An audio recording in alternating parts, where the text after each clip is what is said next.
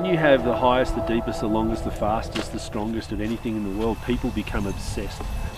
It's not a technical mountain, it's just a big mountain. Now, Mount Everest is obviously the highest mountain in the world, and as a result it brings people from all around the world. At 8,848 metres, it's a very big draw card. It is a dangerous place. You're in the Himalayas, you're in the mountain, you're a long way from help. You know, every beach in the world has a lifeguard. Most mountains in the world have mountain rescue. This is the biggest mountain range on earth and they've got nothing. So effectively, if you get in trouble on the mountain, there is very little medical support up there, and that's why there's so many fatalities and so many injuries that occur, especially on Everest and in the region.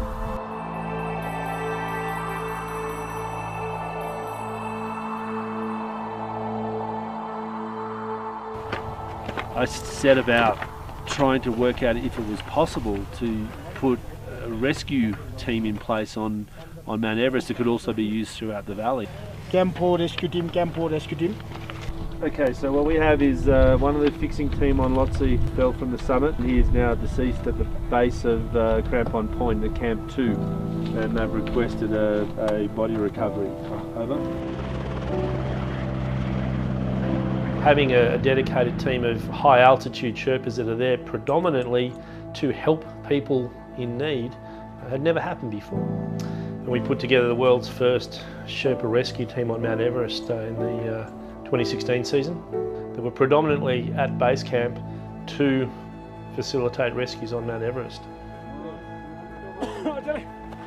The Sherpas and I are effectively the eyes and ears of the Alpine Rescue Service, the first line of response for anyone in need on Mount Everest. Joining them is our elite paramedic Jeff Evans. Now, from our base camp setup, what we're able to do is track our team on the mountain, 5 Sherpas, and when they come across people that are in need of assistance, we can track them, assess the situation, apply basic first aid, and then call in a rescue helicopter as needed. So it's all done within a very small area here at base camp.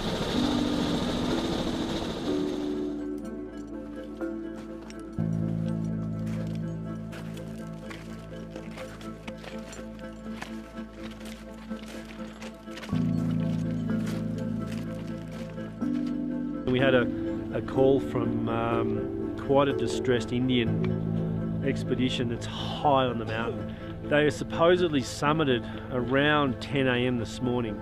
So they've been above 8,500 metres for a long time. And unfortunately the death zone is that. I think by the time they got there, there's a significant chance they will have died.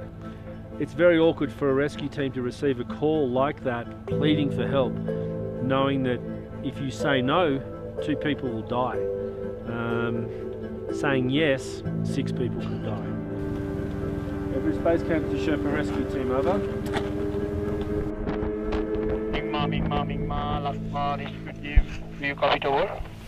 Okay, so right now we've made a decision to send our 2 strongest rescuers up towards the balcony at 8,500 metres to try and save the lives of the Indian climber and guide. So I think at this point we either bring down someone with very bad frostbite, or unfortunately they'll be left on the mountain.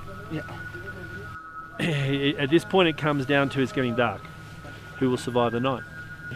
Are there going to be any more cases, because we have another 100+ people going up tonight? Best camp, Anthony, do you copy over? Please charge the battery. So our team were climbing up through the dark from the south summit, which is very, very high, and they were nearing 8,600 metres. They could actually hear Indian music playing.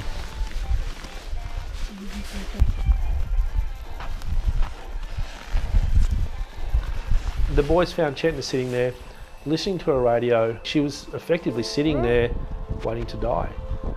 And Mingma went up to her and just gave her a bit of a shake. The body has actually basically started to shut down. She would have frostbite in all her extremities. So the only option they had was to bring Chetna down from 8,600 metres after climbing for 16 hours in their own fatigue state on they call a short line. They then had very minimal time at Camp 4 to try and give her some fluids, some more oxygen, and then had to get her down to Lotsie face. A sheer vertical blue ice face with someone that really can't stand, hold anything or walk.